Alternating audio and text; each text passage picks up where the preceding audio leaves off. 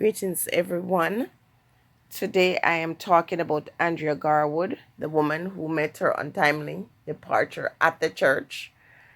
And I'm only going to speculate on what is going around because these are allegations and I don't have proof to say this is actually the truth of what caused her demise.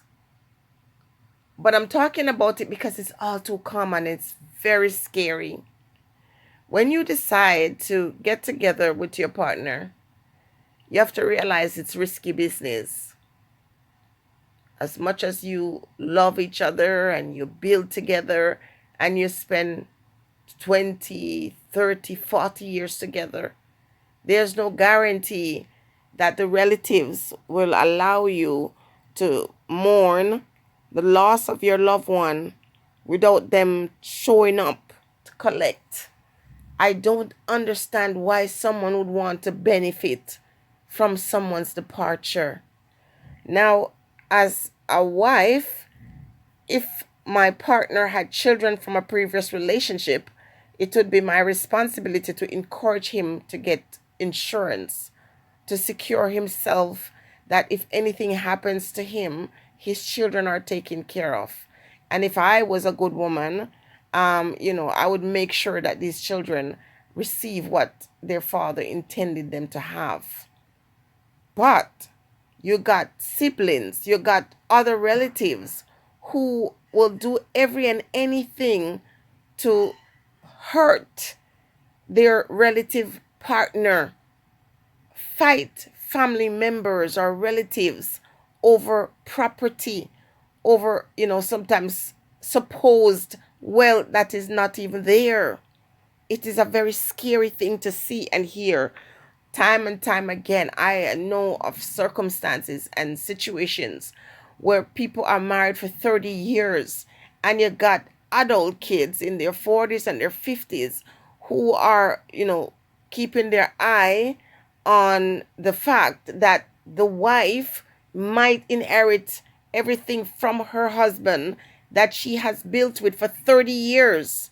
Adult people sitting there waiting for their old senior citizen father to pass away so they can kick out the wife or steal from the wife what is rightfully hers. This female that I'm thinking about is a nurse who's been in the field for many years, who have worked 2, 3 jobs, sometimes work double shifts, working night and day when these persons are asleep in their bed, and building for herself and the children that she does have with her husband.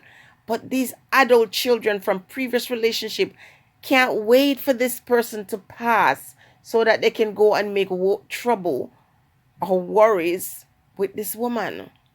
It is scary, but it's a very common thing in Jamaica. And again, it's in other places, but I'm not speaking about those places. I know for a fact. Now, I grew up in a household and, loved the persons who raised me. And when she died, she didn't have a will. And so everything she had, there's a relative that took all of that for herself. Even though this was my mother, I couldn't pick an orange from the tree. It caused some kind of, grief. It's a very common occurrence in Jamaica, people fighting over what they call deadlift. And so the allegations is there that children are disgruntled with this female, saying that she's going to inherit everything or she has inherited everything from her husband. Now, again, we're saying these things are alleged. And whether it's so or not in the case of Andrea Garwood, I'm speaking on it because it is all too familiar. There's so many women who are married to men, and it happens to men too. And as soon as their partner exists this earth, they're thrown out. And I'm thinking, where's the protection for these persons? Can someone just come and dismiss you in Jamaica after your partner goes, because in these parts, people still have the mindset, the same nasty thing they bring from Jamaica, they have it here too. And especially if the man and the woman build together and have a great life together and have assets together, these relatives are ready to pounce upon the female or the male when the partner goes. But I find it happens to women more. There's so many women who can tell you their story of, relatives throwing them out of homes that they built with their partner, sometimes built alone. Because in Jamaica, whatever people's family member owns, everybody think it's theirs. And they're oftentimes not thinking about the children that are produced from that relationship, or children that are produced from previous relationship but are underage. Big adult men and women fighting over people's legacy. And sometimes while the husband is alive, the husband had no intention of building any legacy to share with these ones, had no intention of taking on their burdens. These folks live 10, 15 years building themselves, building a life for their children. And God forbid it, when anything happens to these individuals, the family members do not think about the children that survive. They're busy worried about themselves. And so when we hear stories about someone going in a church and doing something like that, and people being shocked and in awe, I don't know where we get this kind of hypocrisy from, because even here in Canada, I've seen people, at church mourning the loss of a loved one, and right there in the church, someone comes in to take out other persons. Right here in Jamaica, sorry, in Canada and in Jamaica as well. So it doesn't shock me as someone who go into church and do that. It's a typical thing. People do this all the time. People are not, fearful of anyone. People have no respect. If you don't have your respect for yourself, you can't have respect for God. Because by extension, you would understand that if you are respectful towards yourself, you're going to respect other life, and therefore you're going to respect the creator of life.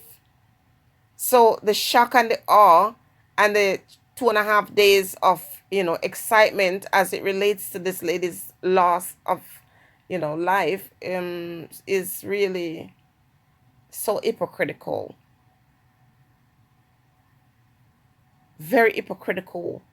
Sometimes there's this assumption that this person leaves all this wealth, and they didn't. And so for me, I wasn't going to fight and argue with relatives over something that didn't belong to me. Yes, my feelings got hurt because I thought to myself, I was a daughter. I loved them as my parents. That's the parents I knew growing up. And I never abandoned them. I was there, always there, emotionally and financially. I was present. And when I was removed from anything that could be associated to my past, I let that go. I went back and I invested money. And to this day, my investment was in vain because other folks took it, and other folks are lined up waiting, for this old man to pass so that they can take it. So it doesn't surprise me that people will destroy you. People will snuff out your life for material possession. If that's true, and if that's the case with this woman, I'm just saying, when will these crazy things end? The greed and the lengths that people will go to. The Jamaican police force have warned that folks are involved in this extra, judicial things, hiring family members, hiring people to come and remove other people out of this world for material possessions. It is very common. If you want to see people turn, like demons, watch someone exit the world and see how they fight over money and legacy. And, everybody wants what the person have, and they're selfish. They don't think about the children that are left behind, the small kids who have, many years to go before they can become independent. They're ready to take you on. This is why I, make it very clear in my household. It's your responsibility to take care of your business and your relatives. That's not my responsibility. My husband's responsibility is not towards my relative. Therefore, I don't get him involved in anything that has to do with them. Whatever I have to do, I do it of my own free will. He's not responsible. And if and when I pass this earth, whatever him and I have built together belongs to him and my children. Whatever I have created with him or before I met him, it is my choice to say, I'm giving this, I'm bequeathing this to my children and to my partner, not to family members, not to relatives, because family is my partner, my children, and everyone is my relative. I make sure that I secure myself, as the other woman I'm telling you about, who's grown, step family and, stepchildren and, in-laws can't wait for her partner to pass so they can get rid of her. Even in homes that she has bought with her own money, they're wanting to put her out of, and he's still here. So I'm not surprised. I'm just going to end this by saying that as a female,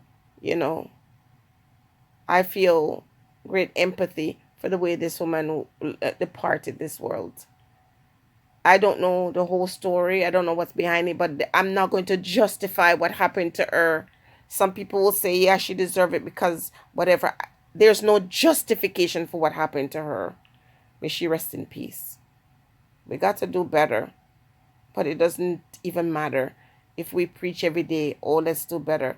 The main thing that is missing in our community, in our families, in our home, is love. And when that's absent, in the absence of love, all kinds of things will happen. Chaos will ensue. I say, as a woman, secure your own interests. Take care of your own interests. It's good to have your own money.